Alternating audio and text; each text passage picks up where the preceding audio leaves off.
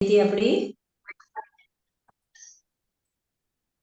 પરીક્ષા નંબર 15 માં પરીક્ષા 15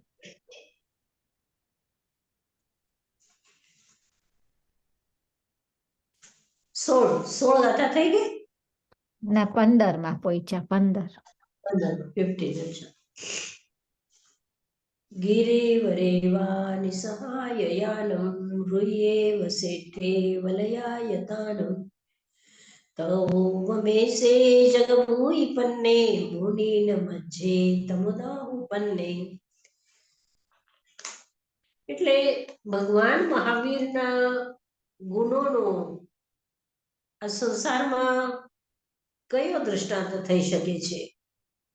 બધું એમ લાગે કે મહાવીર બહુ ઊંચા છે અને બધા દ્રષ્ટાંતો બહુ નીચા છે.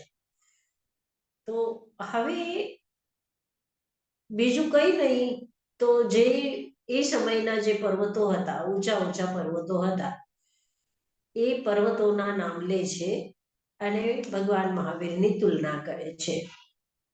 ગિરિવરેવા નિસહાય યાનમ, નિષદ નામનો એક પર્વત છે. તો કે છે કે એ સમયમાં જેવી રીતે મેરુ પર્વત સૌથી ઊંચો શ્રેષ્ઠ, એવી જ રીતે નિષદ પર્વત પણ ખૂબ ઊંચો. તો કે છે કે શ્રેષ્ઠ પર્વત જેવી રીતે નિષદ પર્વતની બધા સંસારમાં વિશેષતા હતી, એવી જ રીતે ભગવાન મહાવીરની પણ વિશેષતા છે. અને રુયેવ શેઠે વલયાયતાનું, અને રૂચક પર્વત છે એક. રુય એટલે રૂચક પર્વત. તો એક રૂચક પર્વત છે. તો ઊંચાઈમાં નિષદ પર્વત છે અને ગોલાઈમાં ગોલ ગોલ ગોલ ગોલ ગોલ ગોલ એવી રીતે. તો આ રૂચક પર્વત ગોળ ગોળ હતો, તો એ પણ બહુ લોકોને ગમતું હતું અને એ પર્વતની બહુ મહિમા હતી. એટલે કે રૂચક પર્વત જેવા શ્રેષ્ઠ તવો વમે સે જગભૂયિપન્ને. તવો વમે એટલે એ ઉપમા, ઉવમે ઉપમા શબ્દ છે એનું પ્રાકૃતમાં વમે, તવો વમે. તવો એટલે તદ, તેના જેવું. ઉવમે ઉપમા વાળો. સે જગભૂયિપન્ને, જગતમાં ભૂયિપન્ને, ભૂયિ ભૂતિ શબ્દ છે, ભૂતિ એટલે ખૂબ પુષ્કળ, બહુ વધારે. ભૂયિપન્ને અત્યંત શ્રેષ્ઠ પ્રજ્ઞાવાળા ભગવાન મહાવીર હતા. જેવી રીતે નિષદ પર્વત અને રૂચક પર્વતની શ્રેષ્ઠતા છે, એવી શ્રેષ્ઠતા ભગવાન મહાવીરની પ્રજ્ઞામાં શ્રેષ્ઠતા હતી. મુનિન મધ્યે તમુદાહુપન્ને, અને મુનિઓમાં એકદમ શ્રેષ્ઠ પૂજ્ય મહાવીર સ્વામી હતા. જેટલા પણ એ સમયમાં સાધુ મહારાજ હતા, મુનિ મહારાજ હતા, ઋષિઓ હતા, એ બધામાં શ્રેષ્ઠ ભગવાન મહાવીર હતા. ઠીક છે? કોઈ શબ્દ પૂછવું છે કોઈને? આગળ ચાલીએ. જગભૂયી તમે કીધું ઉપમા ને? ના, તવો વમે એટલે એ ઉપમા વાળા. ઓકે. જગભૂયી જગભૂયિપન્ને એટલે જગતમાં અત્યંત પ્રજ્ઞાવાળા ભગવાન મહાવીર હતા. શ્રેષ્ઠ પ્રજ્ઞાવાળા. ભૂયિ એટલે શ્રેષ્ઠ પ્રજ્ઞાવાળા મહાવીર હતા. અનુત્તરમ ધમ્મમુઈરયિતા, અનુત્તરમ છાણવરમ જિયાયી, સુસુક્ક સુક્કમ અપગંડ સુક્કમ, સંખી દ્વેગમ તવદાત સુક્કમ. અનુત્તરમ ધમ્મમુઈરયિતા, અનુત્તર એટલે જેનાથી આગળ કોઈ નથી, એવો અનુત્તર. ધમ્મમ ધર્મને, ઉઈરયિતા કહીને, એટલે શ્રેષ્ઠ ધર્મ જેને કીધું છે એવા ભગવાન મહાવીર માટે કે છે કે અનુત્તર ધર્મની એને દેશના આપી છે.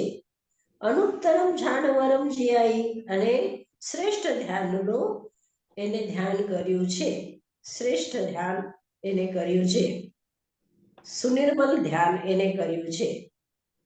અને ધ્યાન કરીને શું થયું છે કે બધા એના કર્મ વિકાર દૂર થઈ ગયા છે.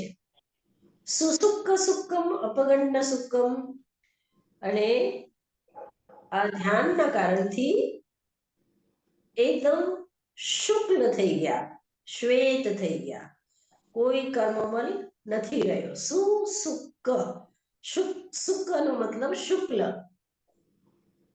શુક્લ, સુસુક્ક અત્યંત શુક્લ, શ્વેત, સુક્કમ શ્વેત, અપગંડ સુક્કમ, અપગંડ સુક્કમ નો અર્થ છે કે ઉજ્જવલતમ. અપગંડ એટલે અત્યંત, અપગંડ નો મતલબ અત્યંત, અત્યંત શુક્લ, અત્યંત શુક્લ. કેવો અત્યંત શુક્લ? તો એના માટે ઉદાહરણ આપે છે શંખિંદુ. શંખિંદુ, શંખ, શંખી એટલે શંખ, શંખ સફેદ હોય છે ને, તો શંખ જેવા. ઇન્દુ, ઇન્દુ એટલે ચંદ્ર જેવા. એગંત વદાત સુકમ, અત્યંત એકાંત, એકાંત એટલે બસ શુક્લ જ શુક્લ, એકાંત શુક્લ. અવદાત સુક્કમ, અત્યધિક, અવદાત એટલે અત્યંત શુક્લ એવા ભગવાન મહાવીર હતા. ઠીક છે.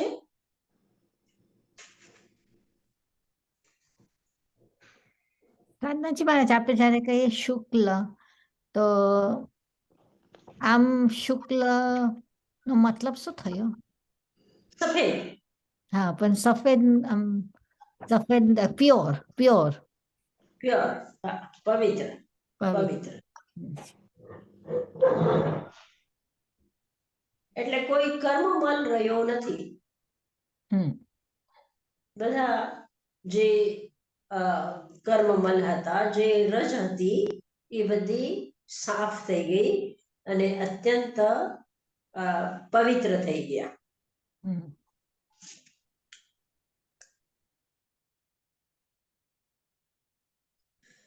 અનુત્તરગમ પરમમ મહેશી અશેષકમમ સવિશોહયિતા સિદ્ધિમ ગઈ સાઈમનંત પત્તે નાનેન શીલેન યદંસનેન. અનુત્તરગમ પરમમ મહેશી, અનુત્તર જે શ્રેષ્ઠ અને પરમ મહર્ષિ છે. મહેશી એટલે મહર્ષિ. અનુત્તર ભગવાન કેવા છે? અનુત્તર છે, પરમ છે અને મહર્ષિ છે.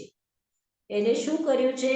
અશેષ કમ્મમ સવિશોહિતા, બધા કર્મોને વિશુદ્ધ કરી નાખ્યું છે, કર્મને ધોઈ નાખ્યું છે. અને પછી સિદ્ધિમ ગઈ સાઈ મનંત પત્તે, અને સિદ્ધિને પ્રાપ્ત કર્યું છે. સિદ્ધિમ ગઈ એટલે સિદ્ધ ગતિને પ્રાપ્ત થયા છે. સાઈ, સાઈ મનંત પત્તે, અનંત.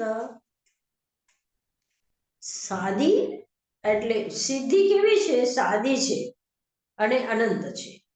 આદિ તો છે એને, પણ આદિ અને પછી એનો અંત નથી.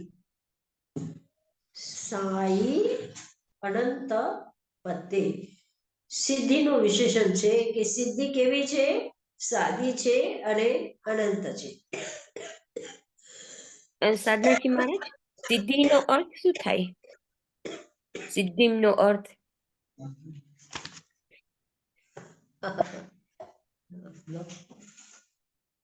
વિનાબેન સિદ્ધિનો અર્થ બતાવો.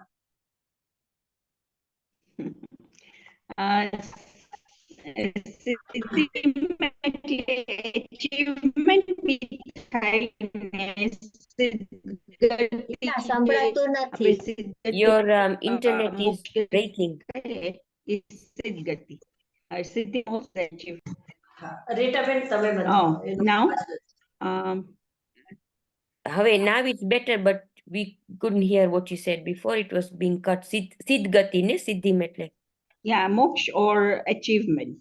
Achievement is also siddhi and siddhi gati is moksha gati. okay, Second word. thank you.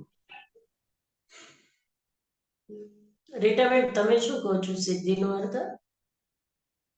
મને થયું સિદ્ધિનો મતલબ થયો કે એનું જે એને પ્રાપ્ત કર્યું, જે એને નોલેજ મળ્યું, જેનું નોલેજ જે હતું એ એનું ઇટર્નલ છે. મને એમ થયું. સિદ્ધિ એટલે સંસારથી મુક્તિ. સિદ્ધિનો એક અર્થ થાય છે સંસારથી મુક્તિ. અને સિદ્ધિનો બીજો અર્થ થાય કે હવે એને કરવા જેવું કંઈ રહ્યું નથી. અત્યંત નિર્મલ થઈ ગયા. અત્યંત નિર્મલ, શ્રેષ્ઠ થઈ ગયા. ઠીક. આપણા માટે કરવા જેવું ઘણું બધું છે. એને હવે કરવા જેવું કંઈ નથી રહ્યું. ઠીક છે. આટલું રાખીએ આપણે. પછી આમાં ઓલું નાણેણ શીલેણ યદંસણેણમ એટલે એમાં કે નોલેજ ને દર્શન. જ્ઞાન, દર્શન અને શીલ એટલે જ્ઞાન, દર્શન, ચારિત્ર જે છે ને, આ ત્રણેય રત્ન એને સંપૂર્ણ રીતે પ્રાપ્ત કરી લીધા છે. એમ સંપૂર્ણ જ્ઞાન, સંપૂર્ણ દર્શન, સંપૂર્ણ ચારિત્ર એને પ્રાપ્ત કરી લીધું છે. ઠીક છે. Thank you, Sakshi. હવે